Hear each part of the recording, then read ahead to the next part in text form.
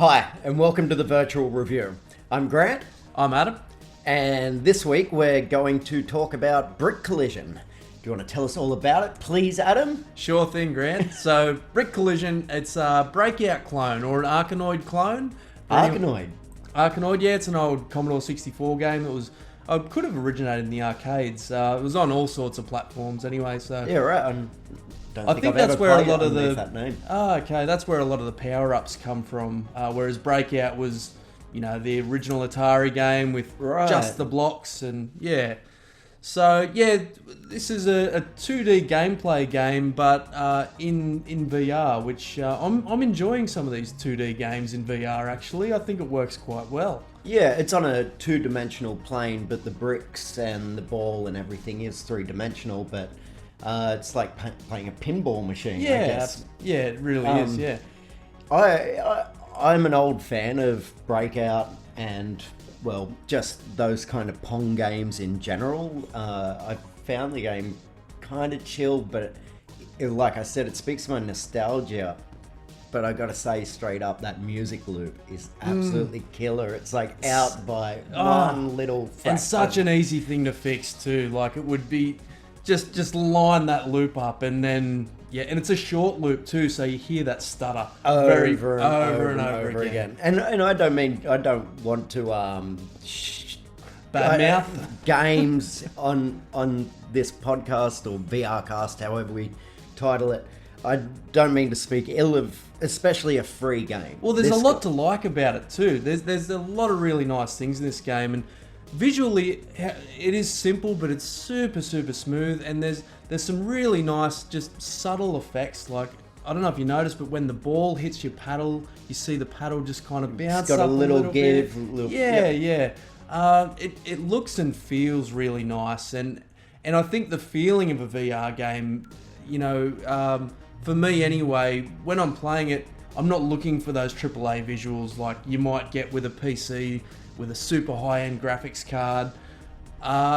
It's smooth and it feels good. It gets the job done. It's comfortable to play. You're not spinning around or anything like that. Your board's right in front of you. You can sit back on the couch and just have a casual pong off. I mean, a pong off. There's only 7 levels. You can kick through this in 20 minutes, like the whole game front to back. Yeah, that was a minor gripe of mine too. I just wanted it to be harder. Like as an old school arcade gamer, I wanted a challenge, and it was quite calming. I found playing through this. Like I've played quite a lot of Breakout and Arkanoid clones, and this is by far the easiest one I've played. No, there's no challenge there at all. No, there isn't. There's some really interesting level designs. Like there's some jails that you'll see in the video behind you there, where you can get the balls multi-balls hidden within. Yeah, there's some good power-ups and things like that. A lot of the stages reminded me of old different clones and Breakout. The only thing that really stood out to me was one level has circular bricks,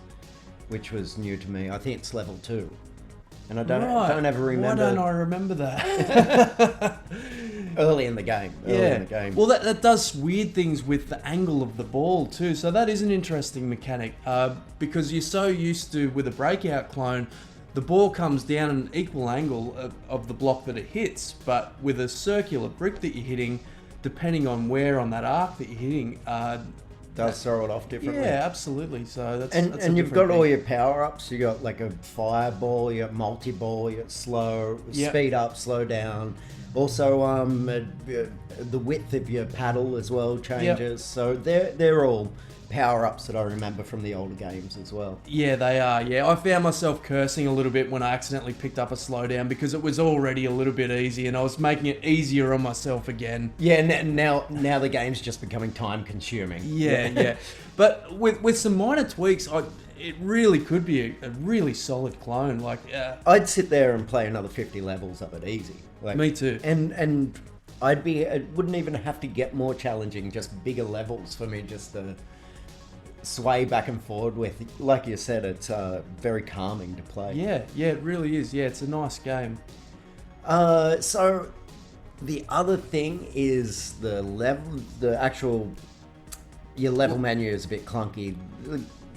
I Yeah, don't know what noticed button this I'm as meant to well. be hitting. I'm not sure if it's setting off Yeah, levels yep. without me touching any buttons. Sure. Even trying to get my initial ball off was a bit... Yeah, sure. Like, one of the things I noticed was the first time I finished a level, like level 1, it's like, okay, got through the first level, that was easy. How do I get to the next one? And it turned out I had to hit the back button on the top here.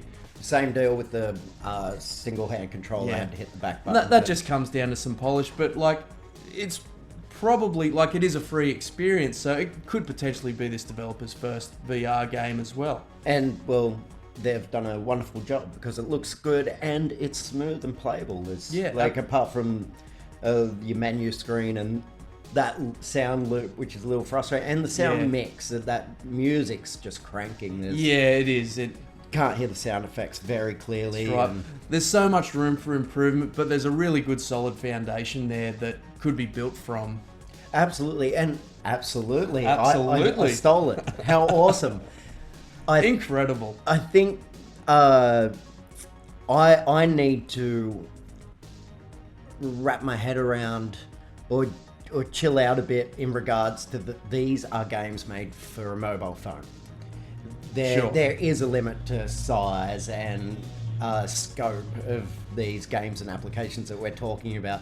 And I think I need to sort of rail in my own wants and desires from a lot of these things, because really it's, with every single one of them, it's just phenomenal that A, they've made, and B, they're so smooth and playable on these devices that are so accessible to everyone. I'm really loving the fact that developers can get in on the ground level and release a game like this, and people will play it, whereas on a more mature platform, it may not be an option. Like, be swamped and well, if someone tries to release something for a modern console like a PS4 or an Xbox One, there's a lot of money involved, and there's development kits, and obviously we need dev kits to build for these platforms too, but it must be much easier for them to get in on the ground level, and the maturity's not there yet, so it is an exciting time for developers to be building for this platform. And be able to get together and throw something like this together quickly, or I'm sure it didn't happen overnight, but no.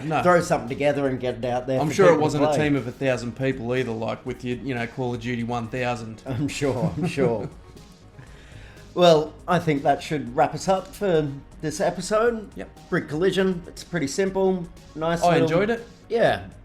Front to back, 20 minutes gameplay, free game. The price is right.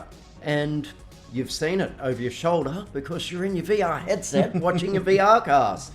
Go and play it. This has been the Virtual Review. I'm Grant. I'm Adam.